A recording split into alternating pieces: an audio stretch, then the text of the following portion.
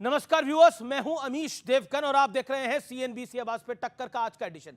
और टक्कर के आज के एडिशन में बात होगी चुनाव की, चुनाव के शोर की और हवा किस और है इस चुनाव के अंदर उसकी, चुनाव के नतीजों की, उसके इंपैक्ट अर्थात असर की, क्योंकि चंद दिनों में जम्मू कश्मीर और हरियाणा के नतीजे हम सबके सामने होंगे। यानी आवाम का फैसला, जनता जनार्दन का फैसला, आपका फैसला अब से कुछ दिनों बाद सबके सामने आ जाएगा।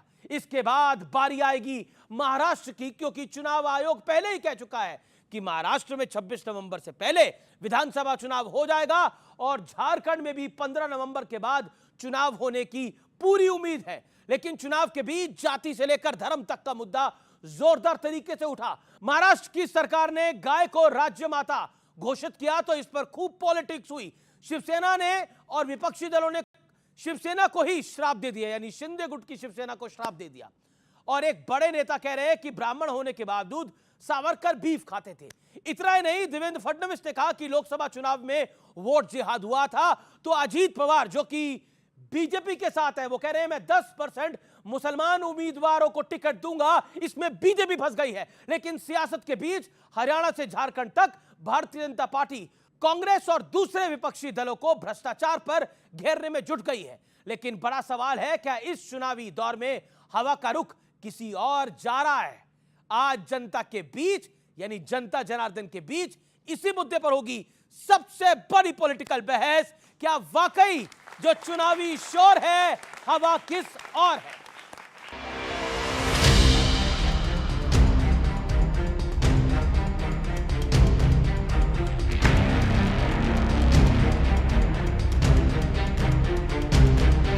2024 लोकसभा चुनाव के बाद हुई पहली परीक्षा में कौन बाजी मारेगा, इसका फैसला 8 अक्टूबर को होगा। फिलहाल तो जीत के दावे दोनों तरफ से हो रहे हैं। तो हरियाणा में कांग्रेस की गुटबाजी की खबरें भी सुर्खियां बनी हुई। किसकी सरकार बन रही है हरियाणा में? घुमा दिया कि नहीं घुमा दिया सिस्टम? 8 तारीख को भारतीय जनता पार्टी एक तरफा सरकार बना रही है। पार्टी के लिए तो काम सब कर ही रहे हैं नीचे ज़मीन पर, ठीक है। हर पार्टी में थोड़ा बहुत खींचतान भी चलती हैं, होता है, ग्रुप्स होते हैं, बहुत चीज़ें। उधर प्रधानमंत्री मोदी ने झारखंड में कांग्रेस और जेएमएम सरकार पर जोरदार प्रहार किया। झारखंड सरकार झारखंड के विकास को पटरी से उतारने में लगी है। आज झारखंड का बच्चा बच्चा जान चुका है, झारखंड के विकास में सबसे बड़ी बाधा कांग्रेस, जेएमएम और आरजेडी का गठजोड़ है। भ्रष्टाचार को खत्म करने के लिए परिवर्तन। इस बीच दिल्ली से मिले ड्रग्स के मुद्दे पर गृहमंत्री अमित शाह ने कांग्रेस को घेरा। गृहमंत्री ने लिखा कि ड्रग्स की 5,600 करोड़ की खेप में कांग्रेस नेता की संलिप्तता बेहद खतरनाक। कांग्रेस युवाओं को ड्रग्स की अंधेरी दुनिया में ले जाना चाहती है। उनके इरादों को मोदी सरकार कभी पूरा नहीं होने देगी। जहां जहां कांग्रेस की सरकार रहती है, बताओ वहां ड्रग का धंधा बढ़ता है कि नहीं बढ़ता है? ये चिट्टे का काम बढ़ता है कि नहीं बढ़ता है? और आप लोगों ने देखा कि नहीं देखा कि नेता भी संलिप्त हैं? वहीं महाराष्ट्र में देवेंद्र फडणवीस ने वोट जिहाद का मुद्दा उठाया। इसके तुरंत बाद अजीत पवार ने अपने हिस्से की सीटों में से 10% अल्पसंख्यकों को देने का ऐलान कर दिया।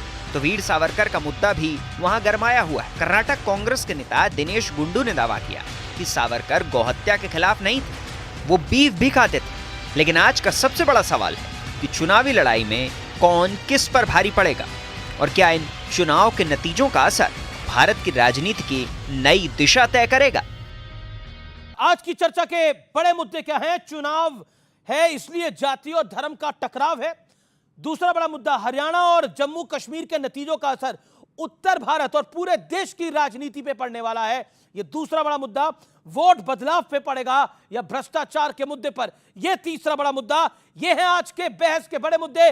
जोरदार तालियों से अभिनंदन है मेरे आज के मेहमानों का। मेरे साथ आज अनुराग भदौरिया हैं, जो कि समाजवादी पार्टी के नेता प्रवक्ता हैं, शहजाद पूनावाला हैं, नेता प्रवक्ता हैं भारतीय जनता पार्टी के। मेरे साथ कंचना यादव हैं, नेता हैं, प्रवक्ता हैं राष्ट्रीय जनता दल की। मेरे साथ जेडीयू के नेता हैं मिश्रा साहब, उनका भी अभिनंदन है।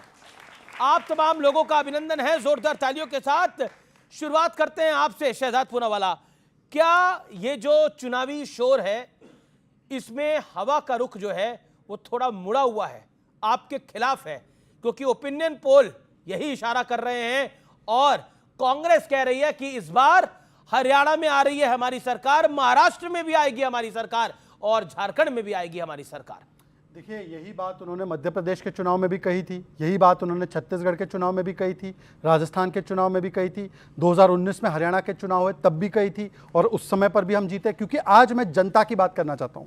हरियाणा में मोदी जी बीजेपी की सरकार आने से पहले सेक्स रेशियो 871 था, आज 916 हो गया। हरियाणा में पहली बार 1.5 करोड़ लोगों को आयुष्मान भारत कार्ड मिला।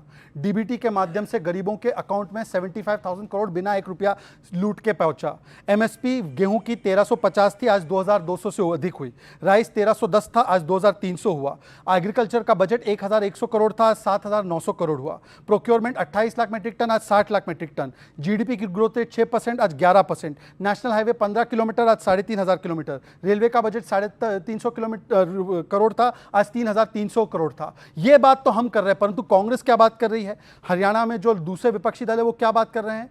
एक तो लूट की, दूसरा झूठ की और फिर फूट की। लेकिन नेता आपका छोड़ के चला गया। अब सुन लीजिए, 12 साढ़े 12 बजे तक अशोक तंवर आपके लिए प्रचार कर रहा था, 2 बजे वो राहुल गांधी की रैली में जाके शामिल हो गया। आप बताइए। देखिए, आप बोल रहे कांग्रेस लूट रही है, लूट तो रही है, आपके नेता को ले गई उठाकर। हाँ, देखिए, कांग्रेस हमारे नेताओं के दम पर जीतना चाहती है, यही उनकी स्थिति आप को बोल रहे हैं ये, सुनिए सुनिए, आप बोल रहे हैं ये, सुनिए आप बोल रहे हैं कांग्रेस आपके अब अमित जी जवाब भी देने, आपके नेताओं के दम पर जीतना चाहती है। तो अब जवाब दूं? आपने ये बात बोली, अशोक चौहान किस पार्टी से आए हैं? जवाब देना पड़ेगा। अशोक चौहान किस पार्टी से आए हैं? जितिन प्रसाद किस पार्टी से आए हैं? आरपीएन सिंह किस पार्टी से आए हैं? आप खुद किस पार्टी से आए हैं? जवाब दीजिए। अब मैं जवाब देता हूं। फंस गया आज आप शहजाद भाई। अब मैं जवाब देता हूं। आपने तो कहा कि 12 बजे तक अशोक तंवर जी हमारे साथ थे और कल 12:30 तक थे और फिर उन्होंने ज्वाइन कर लिया। ठीक है, पर आज की बात कर रहा हूं, अभी की बात कर रहा हूं। कुमारी शैलजा का अभी ताजा बयान आया है कि मैं हुड्डा जी के नेतृत्व को नहीं मानती। अब कल वोटिंग होने वाली है और हुड्डा जी के नेतृत्व, मेरी बात पूरी होने दीजिए। मैं तो कह रहा हूं कि अशोक गहलोत की 5 साल सरकार चली, सचिन पायलट ने एक दिन नहीं माना। सिद्धरामैया की सरकार चल रही है, एक दिन डीकेएस नहीं मानते। तेलंगाना में रेवंत रेड्डी की सरकार चल रही है, वहां पर दूसरे लोग नहीं मानते। ये कांग्रेस पार्टी अपने आप को एक नहीं रख पाती है, प्रदेश को एक क्या रख पाएगी? और दूसरी आपने बोला लंबा हुआ अनुराग गुदरिया, प्रोटोकॉल को फॉलो करेंगे बाकी लोग। ना कोई 10 सेकंड नहीं, प्रोटोकॉल को फॉलो करेंगे। ना सर, अनुराग गुदरिया आपकी बारी है। अनुराग गुदरिया, क्या आपको लगता है कि कांग्रेस पार्टी और इंडिया अलायंस अपने आप को एकजुट नहीं रख पा रहा, तो इनसे कैसे निपटेगा? देखिए, कमाल की ये बात ओवर कॉन्फिडेंट है या कॉन्फिडेंट है? नहीं, वो जनता सब जान चुकी है इनके झूठे वादे, और कहते हैं ना वो वादों की बौछार जो लगातार करते रहते थे। ये अब वादों की बौछार पूरी कर नहीं पाते तो सबको समझ में आ गया है कि झूठे लोग हैं। और जनता भी हरियाणा की समझ गई है कि इन्होंने इतने झूठे वादे किए थे, वादे पूरे नहीं किए। तो नेता तो बहुत समझदार होता है, नेता को पता चल जाता है कि रुख किधर है। नेता समझ गया कि बीजेपी की सरकार नहीं आ रही है, तो नेता तुरंत कूद के वापस अपनी पार्टी में चला जा रहा है। यही कहते थे ना, जब इनके दल में नेता आते थे तो कहते थे भारतीय जनता पार्टी इतना बढ़ रही है, लोगों में भारतीय जनता पार्टी पे विश्वास बढ़ रहा है, इसलिए लोगों की अंतरात्मा बदल जा रही है। और ऐसी अंतरात्मा बदलती थी, इनके पास चले जाते थे सत्ता के लालच में। आज अंतरात्मा फिर बदलने लगी है, फिर अंतरात्मा बदलती है, क्योंकि उनको लग रहा है बीजेपी की सरकार आ रही है, कांग्रेस की सरकार आ रही है, तो कांग्रेस के साथ चली जा रही है। बोलते बीजेपी की सरकार बोल गए। ये अंतरात्मा सिर्फ सत्ता के साथ बदल रही है, ये समझने की कोशिश कीजिए आप। अब चूंकि वहां पे इंडिया गठबंधन की सरकार आ रही है, अब इंडिया गठबंधन की सरकार आ रही है तो नेता कूद के वापस चले जा रहे हैं अपने जो सरकार आ रही है उसमें। अब सवाल इनका इतना था, इन्होंने सारे के सारे नेता तोड़े थे, पूरी भारतीय जनता पार्टी कांग्रेस युक्त हो गई थी। अब वो कुछ आपके भी युक्त हैं, कुछ आपके भी गए हुए हैं। नहीं, मेरी बात वो भी नहीं। सब देखिए, ये सब कहीं ना कहीं भागेंगे, कहेंगे ना कि जब सत्ता चली जाएगी तो इनको खोजना पड़ेगा, कहां चले गए, बीजेपी के नेता ही नहीं मिलेंगे। फिर एक आध कोई बीजेपी के नेता मिलेगा, उनसे पूछेंगे जाके कैसे होता था, ठीक है, सब चले गए सब। तो हम के जब चले गए तो तुमने लिए क्यों थे उनको? अब सत्ता की लालच में आए थे, नहीं माने, सत्ता की लालच में ले लिया, अब हम अकेले हैं। तो ये अकेले ही बचेंगे, क्योंकि आपने अगर जनता की बात की होती ना और हिंदुस्तान के हिंदुस्तानियों की आपने तकलीफ समझी होती और आप समझते सच्चाई पे चलते, आप उनके असली मुद्दों पे चर्चा करते, तो आज जनता आपके साथ खड़ी होती। आपने जनता के साथ सिर्फ धोखा किया है, सिर्फ आपको झूठे वादे किए हैं, आप सिर्फ धर्म और जात की राजनीति में जनता को उलझा के रखना चाहते हो। मेरा एक सवाल एक छिड़ाता है, सुबह होते ही एक मेरी बात हो जाए, मेरी बात हो जाए, सुबह होते ही कुदाल फावड़ा लेके किसान खेत में चला जाता है, अपना हथौड़ी छेनी लेके हमारा मजदूर निर्माण कार्य में लग जाता है, छात्र अपना बैग लेके कॉलेज चले जाते हैं, युवा अपना टिफिन उठा के अपने रोजगार की तलाश में रोजगार पे चला जाता है। फिर ये कौन लोग हैं, कहां से आते हैं, जो सुबह से लेकर शाम तक हमारे समाज के अंदर में जहर का नफरत घोलते हैं और फिर शाम को उसको टीवी पे परोसते हैं? ये कौन लोग हैं जो हमारे देश के अंदर में नफरत की आग लगाने वाले लोग हैं? पूरा हिंदुस्तान अपने काम में व्यस्त है। अगर ये वही लोग हैं जिनको सत्ता की लालच है, जिनको सिर्फ सत्ता चाहिए, किसी कीमत पे चाहिए, चाहे देश में नफरत हो तो हो, हम आपस में लड़े तो लड़े, लेकिन उनको सत्ता से प्यार है। अनुराग शांति। ओके शहजाद, आप लोग नफरत फैला रहे हैं, ये राहुल गांधी भी कह रहे हैं, अनुराग भदौरिया भी आप कह रहे हैं। मैं जवाब पूरा दूंगा और मैंने अनुराग जी की बात में एक भी बार डिस्टर्बेंस नहीं किया। मैंने अपने ओपनिंग वक्तव्य में, जो इनसे छोटा था, उसमें मैंने 15 पैरामीटर्स गिनवाए कि 2014 से पहले हरियाणा क्या था और 2014 के बाद हरियाणा क्या है। ये कांग्रेस के साथ लड़ रहे, ये अपने 10 साल के, मतलब हुड्डा जी के 10 साल के गिनवाते। जनता की बात मैं कर रहा हूं कि जनता की बात ये कर रहे। दूसरी बात, मैं इनसे सिर्फ इतना पूछना चाहता हूं, उन्होंने बोला फावड़ा लेकर कोई जाता है, कोई ये लेकर जाता है, वो लेकर जाता है। आज से आप लोगों को लोटा लेकर जाना है, क्योंकि कांग्रेस ने अभी हिमाचल में टॉयलेट पर टैक्स लगा दिया। भाई बताओ, वादे ऐसे कि पानी का दाम कम कर देंगे, पेट्रोल का दाम कम कर देंगे, पेट्रोल, डीजल, दूध, पानी, स्टैंप ड्यूटी, यहां तक कि 25 रुपया प्रति महीना टॉयलेट का देना पड़ेगा। मतलब कि आपकी सरकार को फ्लश करने वाले हैं, आप देख लीजिए गार्ड बांधकर। तीसरी बात, अब मैं बताना चाहता हूं कि युवाओं की बड़ी बात करते हैं। कल एक बड़ी घटना हुई दिल्ली में, 5,000, प्लीज मैंने आपके पीछे नहीं बोला, लेकिन हिमाचल की सरकार में क्लैरिफिकेशन दे दूं, हिमाचल प्रदेश की कांग्रेस सरकार ने इसको डिनाई कर दिया है, कहा ये गलत बात है। ओके, आपने बोला 1.5 मिनट बोला, उससे पहले आपने 2.5 मिनट बोला। ऐसा है, इन्होंने भी 2.5 मिनट बात समाप्त कर रहा हूं। अमित जी आज ऐसा मत कीजिए। देखिए, युवाओं की बात अभी इन्होंने भी की, और मैं मानता हूं कि मेरे चाहे जितने भी डिफरेंसेस हो, अनुराग जी और मेरी एक अच्छी चीज ये है कि हम लोग फिटनेस की तरफ, हम स्पोर्ट्स की तरफ, और हम हिंदुस्तानी हैं। हाँ, और हम एक हैं, ऐसा मत बोलो। ऐसी बात तुम्हारी विचार तुम्हारे मन में चोर हो सकता है, मेरे मन में चोर नहीं है। माइलेज नहीं खाना है, पार्टी अलग हो सकती है, लेकिन हमारे हम सब, मेरी बात पूरी होने दीजिए। हम दोनों की बात ये है कि हम नशे से और हम नशा जो है उसको दूर रखते हैं। ये कल कांग्रेस पार्टी का नेता, कांग्रेस पार्टी का ऐसा नेता जिसके अपॉइंटमेंट लेटर में राहुल गांधी और सोनिया गांधी का नाम है और जिसकी तस्वीरें हुड्डा जी के साथ है, दीपेंद्र हुड्डा के साथ है, वो ऐसा नेता पकड़ा गया। इस पर मैं जानना चाहता हूं कि क्या स्टैंड है कांग्रेस पार्टी के नेताओं का और समाजवादी पार्टी, क्योंकि चुनाव लड़ रही है, तो बताए 5,600 करोड़ का ड्रग माफिया जो सबसे ज्यादा ड्रग्स दिलाकर देश के युवाओं को बिगाड़ने का काम कर रहा था, वो उनके साथ है और आज तक इन्होंने स्टैंड नहीं लिया। तीसरी और आखिरी बात कहना चाहता हूं, देखिए, इन्होंने कहा नफरत का काम हम करते हैं। मठाधीश माफिया ये किसने बोला? अखिलेश यादव ने। इनके नेता अफजल अंसारी कहते हैं कि साधु संत गांजा फूकते हैं, इनके नेता कहते हैं हिंदू टेरर होता है, इनके नेता कहते हैं हिंदू धर्म धोखा है, और राम मंदिर प्राण प्रतिष्ठा में नाच गाना चल रहा है। मैं चुनौती देता हूं, मदरसे में माफिया होते हैं और एक बार बोल दो कि हज में नाच गाना होता है, नहीं बोल पाएंगे और नहीं बोलना चाहिए, नहीं बोलना चाहिए। आपकी बारी है, देन जेडीयू 30 सेकंड। देखिए, मैंने पहले ही बोला था, नफरत की आग कौन लगाता है हिंदुस्तान के अंदर में? आ गए ना मंदिर मस्जिद पे। हम बात कर रहे थे रोजगार की, किसान की, हम बात कर रहे थे युवाओं की, महिलाओं की समस्या की, आ गए कहां पे? मंदिर मस्जिद पे आ गए घूम के ना। तो हमने क्या गलत बोला था बताइए? कोई गलत बोला था? ये वो लोग हैं जो हमेशा इसी तरह की बातें करना चाहते हैं। आपने बोला कि ये मंदिर मस्जिद पे आ गए। इन्होंने एक राहुल गांधी ने बात बोली कि राम मंदिर की प्राण प्रतिष्ठा में नाच गाना हो रहा था, वहां पर भजन कीर्तन हो रहा था, वहां मंत्रोच्चारण हो रहा था, वहां नाच गाना कहां हो रहा था? मैं बोल रहा हूं वही मंदिर है ना जहां पे भूमाफिया पैदा हो गए। प्रभु राम की जमीन में भूमाफिया पैदा हो गए, मंदिर में भूमाफिया पैदा हो गया बोल रहे हैं। इसको प्रभु की जमीन पे मेरी बात होने दो, संशोधन कर लेंगे वो। आपने राइटली पॉइंट करा है, लेकिन मंदिर में भूमाफिया पैदा नहीं हो गए। हमने कहा अयोध्या में मंदिर है, मंदिर इनके लिए भी मंदिर है, आपके लिए भी मंदिर में भूमाफिया नहीं, मंदिर नहीं। हमने कहा अयोध्या में थोड़ी सी शब्द इधर उधर।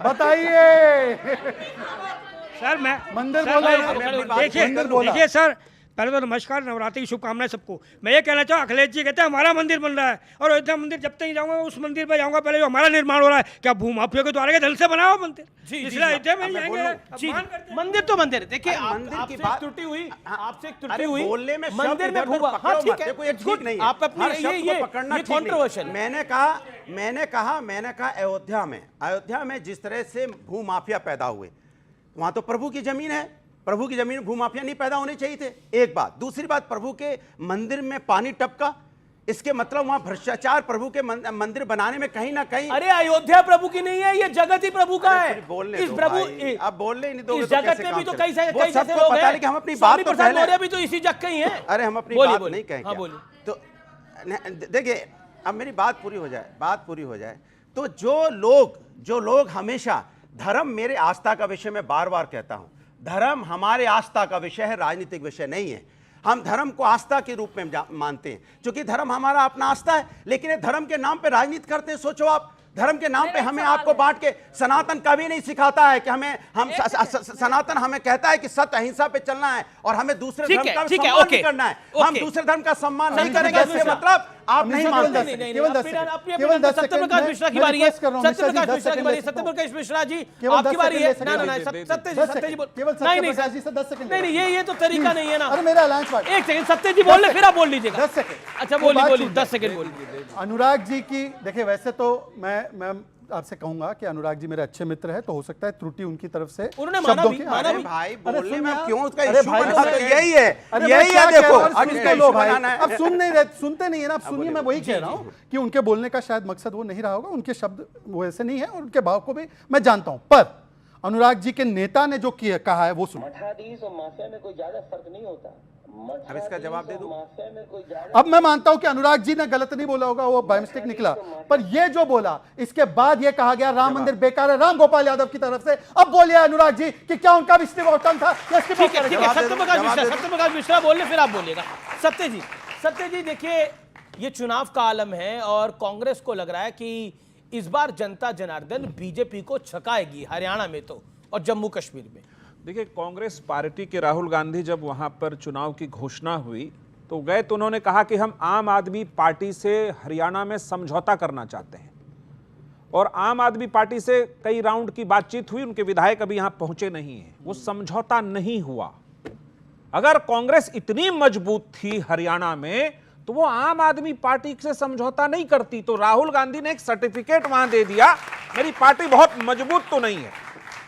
दीपेंद्र हुड्डा का ग्रुप अलग है, कुमारी सैलजा जी का ग्रुप अलग है, सुरजेवाला जी के पुत्र चुनाव लड़ रहे हैं कैथल से, वहां प्रचार करने नहीं जा रही हैं। दलितों का कुछ न कुछ ऐसा मामला है कांग्रेस पार्टी का वहां कि उनके साथ शोषण है, उनको प्रतिनिधित्व नहीं दिया गया, आगे बढ़ाकर कभी मुख्यमंत्री नहीं बनाया गया। और कभी याद कीजिए, जाट आंदोलन हुआ करता था, पूरा हरियाणा जल जाया करता था कि आरक्षण चाहिए।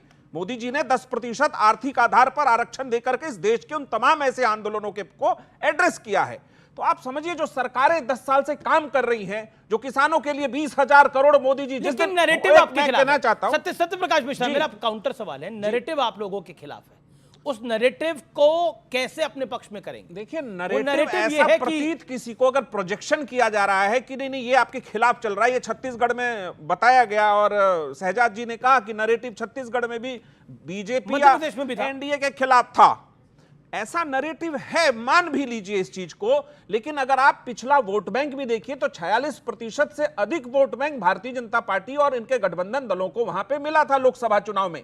अभी वास्तविकता यह है कि अगर किसानों को जो मोदी जी ने एड्रेस किया है 20,000 करोड़ जारी करके, उनको फोकस में रखा है और युवाओं को, तो आप इस चीज को समझिए कि एनडीए की सरकार और वहां कांग्रेस, ठीक है चुनाव में हर दल चाहता है कि मेरी बने, वो क्लेम भी करता है, टक्कर होगी। लेकिन अब ये धर्म को थोड़ा जो मिलाया कि धर्म और राजनीति में अंतर और धर्म और विवाद, देखिए मैं मानता हूं कि धर्म पर राजनीति नहीं होनी चाहिए, लेकिन धर्म को लाला करके आप उसको टारगेट करेंगे तो दूसरे लोग उसका प्रतिकार करेंगे। अपने धार्मिक अधिकारों का सुरक्षा करना यही लोकतंत्र भी देता है। ऐसा नहीं कि इस लोकतंत्र में कंचना यादव जी ये दलित पर बात कर रहे हैं, हमारे साथी जदयू के प्रवक्ता जी दलित पर बात कर रहे हैं, और बिहार में 80 महादलित का घर जल गया और जीतन राम मांझी जी जो केंद्र में मंत्री हैं और वहां इनके अलायंस पार्टनर है, कहते हैं कि ये यादव ने जलाया। बताइए, आपकी सरकार है, आप पूरी तरह से फेल हो गए हो और आपको बिहार में दलित नहीं दिखाई देते। अभी 16 जिले में पानी एकदम डुबा दिया है सबको, सबके घर को 2-2 मंजिले का घर जो है डूब चुका है। इनकी सरकार है केंद्र में, इनकी सरकार है राज्य में, पूरी तरीके से जो प्री मॉनिटरिंग होती है फेल हो चुके हैं। सेंटर में भी और स्टेट में भी लोगों का घर डूब गया, लोग मर रहे हैं, मवेशी डूब गए, क्रॉप स्टैंडिंग क्रॉप पूरा डूब गया, लेकिन इनको कोई फर्क नहीं पड़ रहा है। इनको सिर्फ फर्क पड़ रहा है जो चुनाव का, इनको हरियाणा कैसे जीतना है, इनको कश्मीर कैसे जीतना है। लेकिन ये तो राहुल जी भी सोच रहे हैं, हरियाणा कैसे जीतना है, कश्मीर कैसे जीतना है, तो सब सोच रहे हैं मैडम। प्रधानमंत्री कौन है बिहार में? प्रधानमंत्री सिर्फ तब जाएंगे जब उनको वोट लेना होगा क्या? वहां निरीक्षण करने नहीं जा सकते, लोग पुकार रहे हैं। ठीक है, ठीक है, एक 30 सेकंड का दिन। राजेश गुप्ता आम आदमी पार्टी के मेरे साथ हैं, विधायक हैं आम आदमी पार्टी के। शहजाद जी, तेजस्वी जी दुबई से आ गए, राघोगढ़ गए हैं? लालू जी, मेरी बात हो जाने दीजिए। मेरी बहन, मैंने आपके बीच में नहीं बोला, मेरी बहन आपके बीच में मैंने नहीं बोला। कंचना जी, आप मेरी बहन हो, मेरी मित्र हो, मैंने आपके बीच में नहीं बोला। ऐसा सुनिए, मैंने एक भी बार देखिए कंचना जी, रूल को फॉलो करिए, बीच में कोई नहीं बोलेगा। आपने 2.5 मिनट बोला, आपने मोदी जी से लेकर सरकार पर भर्चा हटाया, जनता ने भी ताली बजाई। एक सेकंड, और मैं रूल को फॉलो करिए। आपने 2.5 मिनट बोला, पब्लिक ने भी ताली बजाई, बात हो गई। अब शहजाद की बारी है, आपने मोदी जी पे भी अटैक करा, अब शहजाद की बारी अपना जवाब देने की। शहजाद, देखिए, सबसे पहले तो मैं बता दूं कि मैं यहाँ पे बैठे मेरे विपक्ष के सभी नेताओं का बहुत सम्मान करता हूँ, इसलिए मैं एक भी बार बीच में नहीं बोलता, और मैंने तो फैक्ट्स बोले। अब उन्होंने बताया कि लालू जी, चलिए लालू जी तो बेल पर बाहर है, पर तेजस्वी जी नेता प्रतिपक्ष है भाई।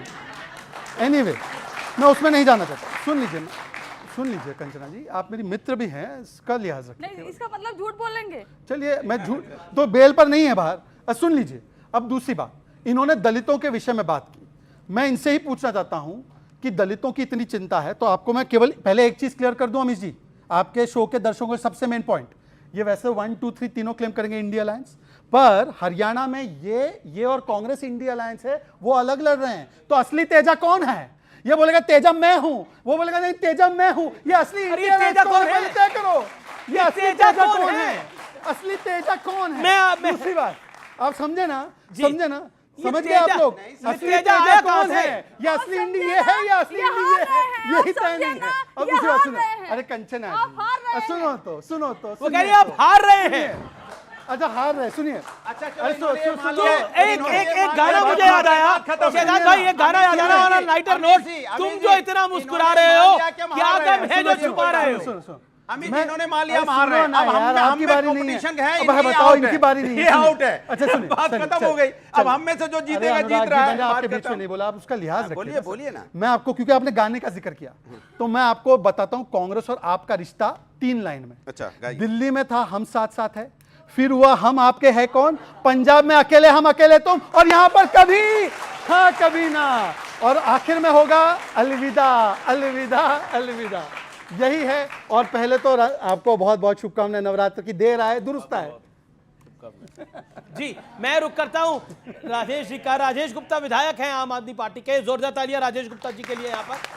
राजेश जी, प्रश्न ये है कि ये जो रायता फैला है हरियाणा के अंदर, मतलब राजनीतिक रायता, वो रायता आपको सिमटता हुआ दिख रहा है, या आपको लगता है कि इस बार जैसा कांग्रेस कह रही है कि आप वोट कटवाएं वहां पर, और वोट कटवा होकर आप बीजेपी को लाभ पहुंचाएंगे?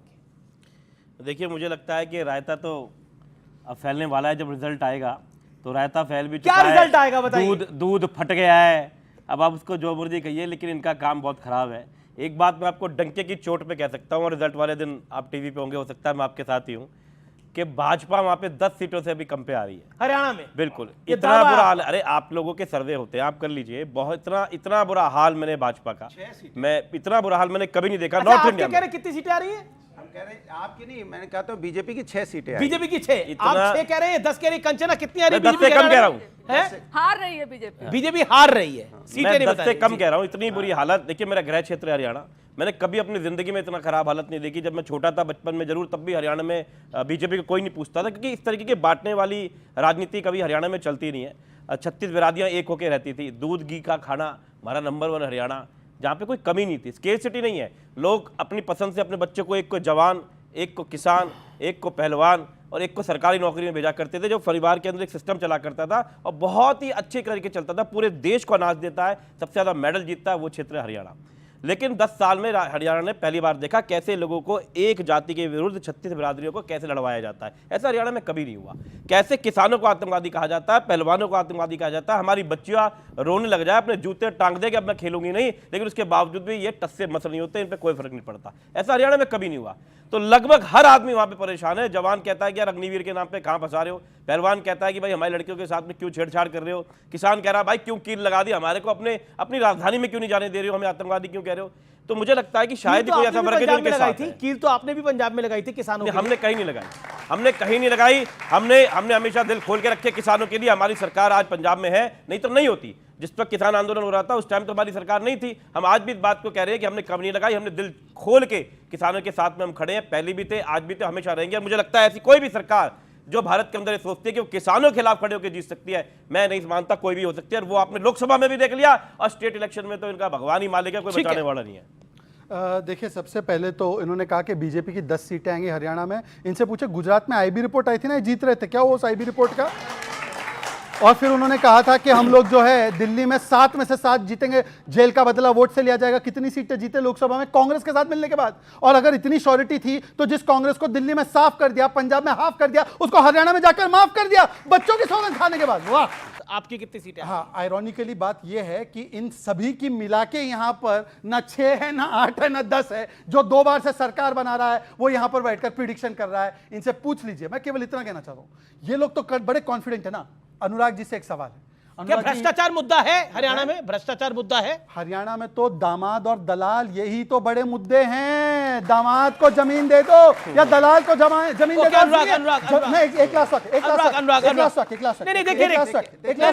ये तरीका, ये हमेशा आप लास्ट बोलते हैं। ओके, सवाल है भारतीय जनता पार्टी के पास जनता की बात करने का कुछ नहीं है। व्यक्तिगत हमले कर लो, दामाद, दलाल, ये शब्द इनको बड़े शूट करते हैं। इनको लगता है यही सब बोल के हम जीत जाएंगे, लेकिन हिंदुस्तान की जनता समझ गई, इनको समेट के 240 में सत्ता के बाहर कर दिया, फिर जुगाड़ बनाए किसी तरह से बैठे हैं। अब राज्यों में 240 में तो समेट दिया। अच्छा, पूरे इंडिया अलायंस की सीटें कितनी है? पूरे इंडिया अलायंस की सीटें कितनी है? 400 पार, अटक गए 240 पे। ओके, 272 चाहिए होते। सुन लीजिए 272 चाहिए होते हैं तो बैसाखी पे तो टिके हो ना किसी तरह से। एक मिनट, ये बैसाखी बगल में। अगर आपने जनता की बात की होती तो आज आपको इतना हल्ला नहीं बचाना पड़ता, व्यक्तिगत हमले नहीं करना पड़ता। कौन दुबई से आ रहा है, कौन दुबई जा रहा है, बताइए। 1,68,000 इलाज कराने जा रहा है, मोदी काशी में जीते तो वो जीत रही है। 1,72,000 से एक सेकंड, नहीं मेरी बात पूरी है, ये बहुत गंभीर बात है। नहीं कोई व्यक्ति अपने डॉक्टर को दिखाने जा रहा है, कोई बच्चों से मिलने जा रहा है, आप उसका राजनीतिक इश्यू बनाते हैं। कोई नहीं, मेरी बात समझ में नहीं आता। आप सिर्फ व्यक्तिगत हमले करके आप जनता को गुमराह करना चाहते हो, लेकिन जनता अपने मुद्दों पे टिकी हुई है कि जनता के मुद्दों पे आप बात नहीं करना चाहते, इसलिए जनता आपको सत्ता से आउट कर रही है। ठीक है, you made your point. Okay, कुल मिलाकर अगर हम देखें तो अनुराग जी का कहना है कि बीजेपी सत्ता में नहीं आई है, ये तो बैसाखियों के सहारे है। और इस पर आपके विचार क्या है? नहीं, ये तो बार बार ये कहते रहते हैं, अपने मन को बहलाते हैं। वो चुनाव पूर्व का गठबंधन था। हम बड़े लोग, हमने अपनी मेहनत करी थी, तो हमने सोचा कि हम थोड़ा सीट का आंकड़ा बड़ा रखें और उसमें हम बहुमत में सत्ता में आए। और पूर्व चुनाव का गठबंधन जनता दल यूनाइटेड और चंद्रबाबू नायडू जी की पार्टी तेलुगु देशम का था और उसने सरकार बनाया और चला रही। इनको जनता का मुद्दा दिखता नहीं, नो चश्मा पहना सत्ता का। कैसे, कहां से कैसे घुस जाए अनुराग भदौरिया कि कोई सत्ता मिल जाए। आपको जनता का मुद्दा, आपको जनता का मुद्दा दिखता नहीं है कि 20,000 करोड़ रुपए अगर किसान निधि फंड में, अरे यार बोलने नहीं देंगे अब आप, क्योंकि तीर मैंने मार दिया सही जगह पे, आप तिल मिलाएंगे। अगर प्रधानमंत्री शपथ लेते ही 20,000 करोड़ किसानों के लिए जारी करता है तो वो जनता का मुद्दा है या नहीं है? इसका जवाब देंगे आप। कहां? क्या मजाक कर रहे हैं? क्या देश में हुआ? हम क्या करें? अरे एमएसपी की गारंटी मिल गई क्या? आंख बंद कर लेते हैं, आपको अखिलेश जी दिखते हैं, उसके अलावा कुछ नहीं दिखता। जनता का मुद्दा नहीं दिखता। अगर भारतीय जनता पार्टी ने इस देश के विकास दर को और इसके इकोनॉमी को दुनिया के 5वें पायदान पर खड़ा करने की कोशिश की और करके दिखाया दुनिया में, आपको जनता का मुद्दा और भारत का गौरव नहीं दिखता। एक तस्वीर आ रही है, राजेश गुप्ता। अरविंद केजरीवाल जी ने सीएम आवास खाली कर दिया है अब वो राज्यसभा सांसद अशोक मित्तल के घर में शिफ्ट हो रहे हैं, वो अपने परिवार के साथ बाहर जा रहे हैं। ये एक तरह से बीजेपी कह रही है ये सब नौटंकी है, सब नाटक है, सब ड्रामा है, वही रिपीट टेलीकास्ट हो रहा है जो 10 साल पहले हुआ था। देखिए अब क्या उम्मीद करते हैं बीजेपी से, ये जो करें, जब आचार संहिता लग जाए उसके बाद में भी ड्रामा करें, 24 घंटे में टीवी पे आने की प्लानिंग करें। कल मैंने एक माता रानी की बहुत खूबसूरत तस्वीर देखी, लेकिन पहली बार मंदिर में पीछे से देखी। माता रानी खड़ी है, सामने मोदी जी खड़े हैं, कैमरा पीछे है। अरे भगवान को देख लो यार। तो अपनी फोटो को दिखाने की इतनी भूख थी कि बस अपना चेहरा दिखाई देना चाहिए, चाहे भगवान की उसमें पीठ ही क्यों ना दिखाई दे जाए। मैं समझता हूँ, मैंने अपने जीवन में कभी नहीं देखा। हम लोग बहुत ज़्यादा पूजा करते हैं, मैं कल भी व्रती था, चाहे 2 रखें चाहे सारे व्रत हम रख लें, मैंने ऐसा कभी नहीं देखा ऐसी पूजा को होते हुए। अक्सर जब हम फोटो भी खिंचवाते हैं तो भगवान के चेहरे को सामने रखते हैं। और जो इन्होंने कहा, शहजाद भाई कह रहे थे कि दिल्ली के हमारी कितनी गुजरात में सीट आई। अरे गुजरात में तो हम पहली बार लड़ रहे थे, 5 सीटें ले आए, 14% वोट लेके आए। 10 साल पुरानी पार्टी एक राष्ट्रीय पार्टी बन गई। आपने देखा पंजाब के अंदर 92 सीट 117 में से आ गई। दिल्ली में 3 बार से सरकार बना रहे हैं। आपकी कितनी सीटें आई दिल्ली के अंदर बताओ? आपकी पिछली बार जब सरकार बनी तो 3 इनके विधायक थे, एक ऑटो में बैठ के आ जाया करते थे, अब ज्यादा हो गया है, अब एक मिनी बस में बैठ के आ जाते हैं। 8 विधायक हैं। दिल्ली के नगर निगम में 1 साल तक चुनाव नहीं कराया, चुनाव को लगातार लेट कराते रहे। उसके बाद में दिल्ली के नगर निगम के अंदर भी भाजपा हार गई। और आज भी आप देखिए कि सुप्रीम कोर्ट ने इसको रोका है कि जबरदस्ती उसके अंदर चुनाव करा रहे थे कि कैसे भी करके स्थायी समिति का एक मेंबर बन जाए। हरियाणा में आपकी कितनी सीटें आ रही हैं? हरियाणा के अंदर मैं आपको एक बात बता रहा हूं, देखिए सही जैसे कि अरविंद केजरीवाल जी ने कहा कि हमारे के साथ में मिलकर ही वहां पे सरकार बनेगी, हमारे बिना सरकार नहीं बनेगी। और एक बात बिल्कुल गारंटी से है कि किसी भी हाल में भाजपा की वहां सरकार नहीं आ रही, 10 से भी कम सीटें आएगी। मैंने कहा मिलकर आ सकती है, मिलकर आ सकती है। ओके अमीर जी देखिए, वैसे तो एक मैं वीडियो दिखाना चाहता हूं। इन्होंने तो ऐसे ही बोल दिया, मैंने इनकी बातों का यकीन किया। ये मनीष सिसोदिया जी, ये एक प्रोग्राम में गए, अब इन्होंने बोला ये पूजा पाठ वाले हैं। मनीष सिसोदिया को टीका लगाया और देखो कैसे टीका लगाने के बाद तुरंत कपड़े से वो टीके को साफ करते। देखिए, अब देखिए, जूम करके देखिए, ये देखा, ये है मनीष सिसोदिया। ये हम, अब मैंने बीच में नहीं बोला, ये वही मनीष सिसोदिया जी है। और मैं इस मुद्दे पर ज्यादा नहीं जाना चाहता, जिन्होंने कहा था कि राम मंदिर के बदले यूनिवर्सिटी हॉस्पिटल बना दो, कहीं हिम्मत है तो वेटिकन के बारे में या कहीं और जगह के बारे में बोलते। नहीं बोला इन्होंने। चलिए, मैं उसमें नहीं जाना चाहता, मैं एक लौता प्रवक्ता हूं। याद रखिए कि मैंने हरियाणा के विकास की बात की। आज मैं पूछना चाहता हूं, ये इंडिया अलायंस से 1500 रुपए का वादा किया था महिलाओं को, कितनी महिलाओं को दिया गया?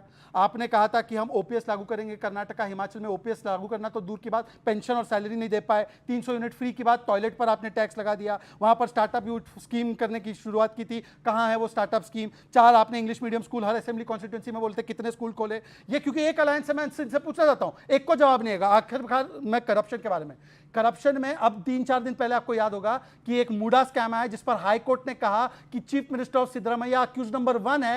ये कहते थे हम करप्शन को मिटाएंगे। आज लालू प्रसाद यादव कन्विक्टेड करप्ट के साथ और अक्यूज नंबर 1 के साथ बैठकर ये लोग बात कर रहे हैं और कांग्रेस इनको करप्ट कह रही है। ये कांग्रेस ने कहा कि ये केजरीवाल के शराब वाले बताइए, ये उनके साथ है। इलेक्टरल बोर्ड का पैसा खाने वाले, दुनिया भर का पैसा खा के, जो सुप्रीम कोर्ट ने खुद का हफ्ता वसूली करके दुनिया से पैसा लिया, जिसको मेन अक्यूज बताते थे, साउथ का किंगपिन बताते थे, उसे 5 करोड़ लेके जमानत दे दी। बाद में 55 करोड़ रुपए इलेक्ट्रल बॉन्ड के नाम पे लिए। इनकम टैक्स के छापे पड़वाते हैं, पहले कहते 70,000 करोड़ की करप्टेड पार्टी अपनी पार्टी में ज्वाइन करा लेते हो। यार तुम हमें ज्ञान दोगे? तुम्हारे पार्टी के राष्ट्रीय प्रवक्ता टीवी में पैसे लेते पकड़े गए, आज तक किसी पार्टी में ऐसा नहीं हुआ। तुम हमें ज्ञान दोगे? तुम करप्शन की बात बताओगे जिन्होंने खुले आम गदर मचाया हुआ है। अगर बंगारू लक्ष्मण पकड़े गए तो बीजेपी ने उनको बाहर का रास्ता किया, वो कन्विक्ट हुए, वो जेल में गए। बंगारू नहीं हुआ, अगर पकड़ा गया।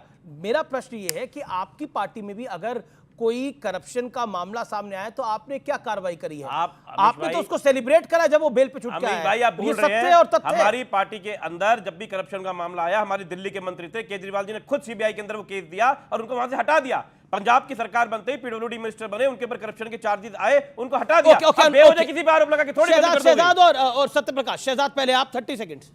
कांग्रेस वालों ने चोरी कर रखी है, मुलायम सिंह यादव ने चोरी कर रखी है, मायावती ने चोरी कर रखी है, सबने चोरी कर रखी है। अब बताइए कि केजरीवाल जी सच बोल रहे थे तब या मुलायम सिंह ने चोरी कर रखी? मोदी जी कितनी बार चोरी कर रखी है? हाँ या ना बताइए। मोदी जी कितनी बार कह रहे थे 70,000 करोड़ का? बताइए ना, वो मोदी जी कब बताएंगे? 70,000 करोड़ का आना है एनसीपी के लिए। अजीत पवार को अपनी पार्टी में ले रही है। आप तो केजरीवाल जी का बताइए ना।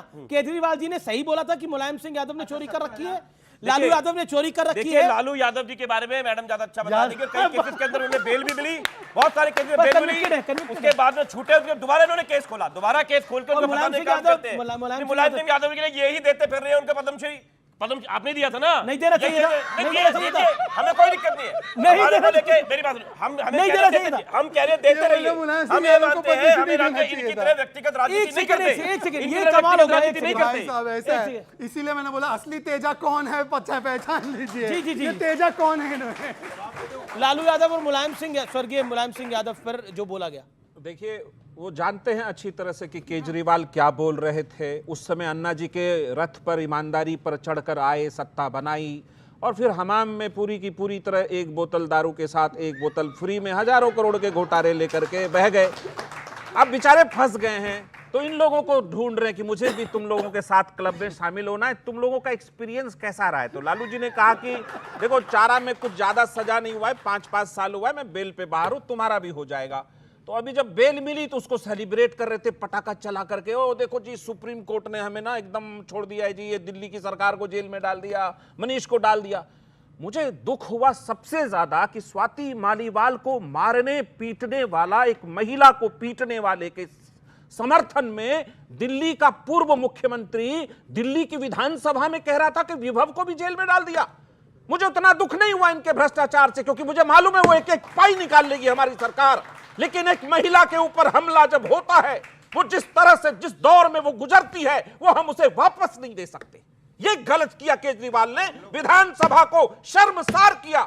दिल्ली की विधानसभा में एक हमलावर के बारे में आप बोलेंगे, ये ठीक नहीं है। ओके ओके, मैं बिल्कुल बैक कर रहा हूं आपको। ओके राजेश गुप्ता, आम आदमी पार्टी के एमएलए, बिहार, फिर मैं ऑडियंस आपकी बात आ रहा हूं, सवाल तैयार रखिए। अरे यार आपने बोला बिहार की विधानसभा में नीतीश कुमार जी ने क्या कहा था, मैं नहीं कहूंगा या बता नहीं सकता, उसके लिए क्या बीजेपी वालों ने कहा उसको सुन लो, क्या क्या बोल रहे थे। और ये कहा कि इनका डीएनए खराब है, और मैं बार बार कहता हूं इनकी एवरेज बहुत खराब है, 18 महीने की एवरेज है एक पार्टी में रहने की। ये जेडीयू वालों को भरोसा नहीं है, जब तक यहां से निकले दोबारा किसी पार्टी के अंदर चले जाए। बदल सकते हैं, लेकिन हम अपनी फितरत नहीं। क्या बोला नीतीश कुमार 20 साल पार्टी बदल सकते हैं, भ्रष्टाचार जेडीयू वालों ने बोला पार्टी बदल सकते हैं। अरे शहजाद पूनावाला, पलटू चाचा की पार्टी के देखिए जैसे ही जेडीयू ने बोला हम पार्टी बदल सकते हैं, शहजाद पूनावाला बड़ी चिंतित हो गए हैं। शहजाद पूनावाला को बहुत चिंता हो गई है कि पार्टी बदलेंगे तो कहा जाएगा कोई भरोसा नहीं है, पलटू चाचा जरा सरकार गई। अच्छा लेकिन क्योंकि मुद्दा हरियाणा के चुनाव का है, जम्मू कश्मीर के चुनाव का है, महाराष्ट्र और झारखंड में होने वाले चुनावों का है। लेकिन महाराष्ट्र में क्या बीजेपी फंस गई है और कांग्रेस और इंडिया अलायंस भी फंस गया है? मैं इस विषय पर भी आऊंगा, लेकिन अनुराग भदौरिया आप पहले बोल लीजिए 30 सेकंड। देखिए भारतीय जनता पार्टी जिन मुद्दों को लेकर बात करती थी ना, उनसे ही उलट जाती। भ्रष्टाचार की बात करती थी, अशोक चौहान कोई पार्टी में ले आई जिन पे आरोप लगाती थी आदर्श घोटाले का। उसके बाद जिस तरह डिप्टी सीएम को उन्होंने बनाया हुआ शिवसेना को, उस पर आरोप लगाती थी। जो शिवसेना के मुख्यमंत्री उनके विधायकों पे आरोप लगा रही थी, बाद में उनको तोड़ के अपनी पार्टी को 2 भागों बना के सरकार बना ली। ये वो लोग हैं जो भ्रष्टाचार का आरोप लगा रहे थे, उनको मंत्री बना देते हैं। नहीं, और ये वो लोग हैं जो लगातार, जैसे नीतीश जी की बात हुई, नीतीश जी ने जब विधानसभा के अंदर बोला था, यही लोग नीतीश जी पे सवाल उठा रहे थे, लेकिन जब सत्ता की जरूरत पड़ी तो नीतीश जी के पास दोबारा पहुंच गए। अच्छा, महाराष्ट्र के डिप्टी सीएम कह रहे हैं कि वोट जिहाद हुआ था। कौन कह रहे हैं? महाराष्ट्र के डिप्टी सीएम देवेंद्र फडणवीस कह रहे हैं वोट जिहाद हुआ था। भाई ये 14 लोकसभा सीटों में, इतने दिन बाद लोकसभा सीट पर महाराष्ट्र में हुआ है, यूपी में आपकी नेत्री ने बोला था वोट जिहाद। इतने दिन बाद मुख्यमंत्री उप मुख्यमंत्री रहने के बाद उनको अपने काम गिनाने को नहीं है, अभी भी उसी पे चले जा रहे हैं, धर्म की राजनीति पे। सोचो आप क्या मानसिकता हो गई हो, अपना काम नहीं गिना पा रहे। सोचिए आप, इतनी मजबूरी, हम मजबूर। ठीक है, आज मैं जनता से पूछता हूं, वोट हाथ खड़ा करिए, वोट काम पे होना चाहिए या धर्म पे होना चाहिए? काम पे होना चाहिए, वो हाथ खड़ा करें जो चाहते हैं कि वोट काम पे बढ़ना चाहिए। जी, मैं युवाओं से पहले जानता हूं, क्या आपको लगता है जो लोग धार्मिक बातें करते हैं, खड़े होके, क्या जो लोग धार्मिक बातें करते हैं और काम की बात नहीं करते, वो एजेंडे को डिरेल करते हैं? आपको लगता है? मुझे नहीं लगता। मेरे हिसाब से ये है कि जो आप काम कर रहे हो वही आपका रिप्रेजेंटेटिव होना चाहिए, या अदर देन कि आप ये चीज़ गिना रहे हो कि ये मुस्लिम है या हिंदू है। आज के समय में हम लव जिहाद, वोट जिहाद जैसी बातें कर रहे हैं, जबकि हमें women empowerment, education, youth education और नौकरी के बारे में बात करनी चाहिए। अब मैं आपको बताता हूँ, समाजवादी पार्टी के अध्यक्ष अबू आजमी मुंबई में, महाराष्ट्र में, पता है वो क्या बोलते हैं? सुनिए। अगर याकूब मेमन की जमानत हो गई होती तो शायद ये केस और अच्छा होता। याकूब मेमन जो कन्विक्टेड टेररिस्ट था, जिसको सुप्रीम कोर्ट ने लटकाया, मुंबई का हत्यारा, वो उसके लिए बेल की मांग करते हैं, और ये इनका अलायंस है। मोदी विरोध में शहजाद लेकिन याकूब मेमन को फांसी अब लग चुकी है इस पुराने मुद्दे को उठाकर। एक सेकंड शहजाद, मेरा प्रश्न है, याकूब मेमन को फांसी लग चुकी है इस पुराने मुद्दे को उठाकर, क्या आपको लगता है कि इस देश की जनता आपको दोबारा वोट डालेगी? देखिए मुद्दे देखिए, क्या ये मुद्दा है इस चुनाव के अंदर? मुद्दा नहीं है इस चुनाव के अंदर, मुद्दा रोजगार है इस चुनाव के अंदर। क्योंकि आज की तारीख में जितेंद्र अवार्ड की पत्नी ने बोला ओसामा बिन लादेन की जिंदगी से सीखना पड़ेगा कि एपीजे अब्दुल कलाम की तरह ओसामा बिन लादेन गलत बोला, कंडेम किया, तो फिर अभी कल की बात है, दिनेश गुंडूराव, महाराष्ट्र से कोई लेना देना नहीं, वो कहते हैं सावरकर जिसको इंदिरा गांधी जी ने माना था वो फंडामेंटलिस्ट था और जिन्ना फंडामेंटलिस्ट नहीं, शांति का दूत था। जिन्ना को कौन चुनाव में लड़ा है? तो वक्त एक ब्रेक का है, लेकिन ब्रेक के उस पार क्या ये चुनावी नतीजे बहुत चीजों पर असर डालेंगे, आज इसी पर हम बात कर रहे हैं। ब्रेक के लिए रुक रहे हैं, ब्रेक के बाद सीएनबीसी आवाज पे तुरंत वापस आ रहे हैं, क्योंकि इनको यह मुद्दा आप देख रहे हैं सीएनबीसी आवाज का आज का पब्लिक डिबेट एडिशन, और बात कर रहे हैं हम चुनावों पर। आपके नेता कहते हैं कि वोट जिहाद होना चाहिए और चुपचाप निकलो और वोट करो, और फिर आप कहते हैं कि वोट जिहाद का मुद्दा क्यों होता है? अब जो दिनेश गुंडूराव हैं, उन्होंने जो बयान दिया सावरकर के लिए इतनी अभद्र भाषा का इस्तेमाल उन्हें करने की क्या आवश्यकता थी? देखिए सवाल यह है कि राजनीति में देखिए ये दूसरों की भाषा को तो लगातार बोलते चले जाते हैं। सवाल यह है कि महात्मा गांधी के हत्यारे को राष्ट्रभक्त किसने बोला? किसने बोला? भारतीय जनता पार्टी की सांसदा ने राष्ट्रभक्त बोला। क्या आपने उनके लिए कुछ किया? पार्टी से निकाला? सवाल दूसरा है, या आपकी एमपी कंगना रनावत, बहुत पुरानी बात नहीं है, किसानों के लिए क्या बोला? किसान आंदोलन में लाशें लटक रही थी, महिलाओं के साथ रेप हो रहा था, पार्टी ने उनको तलब किया, उनको डांट लगाई। बात सुन लीजिए, ये सांसद बोल रही हैं, सांसद मतलब समझते हैं आप? और हमने कहा हमेशा से ऐसी भाषा का हम इंडोर्स नहीं करते जो हमारे यहाँ कहीं भी हो, लेकिन आप उसको लेके राजनीति करते हो। यही तो मैं जब से डिबेट शुरू हुई तब से यही तो बोलना चाहता हूँ कि हमारे आपके मुद्दों को ड्रिलर कर रहे हैं ये लोग। दिनेश गुंडूराव मंत्री और केवल सावरकर को गाली नहीं दी, उन्होंने कहा Jinnah is not fundamentalist and Savarkar is fundamentalist, और उनके एक नहीं, देवता भगवान नहीं होता, मंदिर जाने वाले लड़की छेड़ते, Hindu terror, Hindutva, ISIS, Boko Haram, LeT से ज्यादा डेंजरस हिंदू है, 26/11 हिंदुओं ने किया, द्वारका में नाटक हो रहा है, कृष्ण जी ने अर्जुन को जिहाद सिखाया। ये सारे बयान पर एक वाक्य बताइए समाजवादी पार्टी का, एक वाक्य नहीं है, एक वाक्य नहीं। पता 5 मैं इस बात पे क्यों नहीं जाना चाहता था, पता आपको?